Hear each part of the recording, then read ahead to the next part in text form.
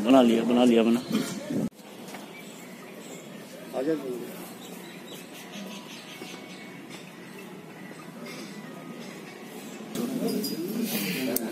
नमस्कार भाई, ले देखिए, आपकी जानकारी में लाना चाहूंगा।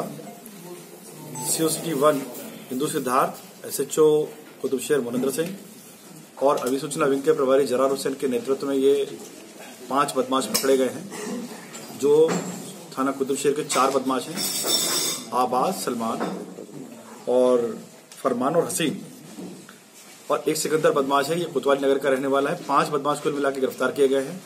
इनके कब्जे से कुल मिलाकर 20 मोबाइल फोन्स जो कि जगह जगह से छीने गए हैं वो बरामद हुए हैं।